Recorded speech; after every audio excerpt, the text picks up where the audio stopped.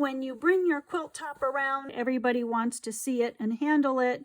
You can do your long armer a favor, you can do yourself a favor and save yourself from extra work by running a line of stitching right at that 1/8 inch mark all the way around the perimeter of your quilt. You won't have to do extra repairs to re-sew those seams together. I have a little tip here for you today about preparing your quilt for long arm quilting or for quilting on your own. I suggest that every time you finish your quilt top, especially if pieces go right out to the edge and there's no border, that you run a line of stitching all the way around the edge to keep these seams from popping open and to keep these pieces from stretching out while it's being handled. And to do that, I am running an 1/8 of an inch line of stitching all the way around. And when I get to where my piecing comes right out to the edge, I can keep those seams positioned just the way I want them to.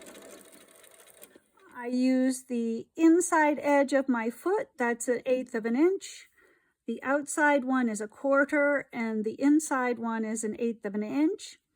And I just run my line of stitching all the way around and secure those seams in place, secure and have the pressing continue just the way I want it to. I keep these seams from popping open.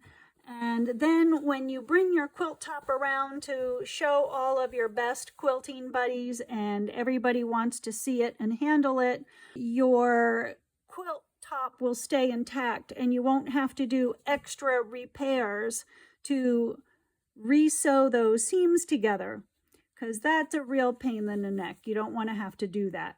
Even though I did backstitch at all of my seams, I still want to have these seams stay pressed just the way I had them. And when it gets onto the long arm, it just makes for extra work in order to try to make sure that those seams stay the way they're going to and that they don't get twisted. I do use a longer stitch length from this. For this, at 3.0 will be just fine. It'll only take you just a few minutes to run that around and keep everything secure and in place. Hope that helps. Happy quilting!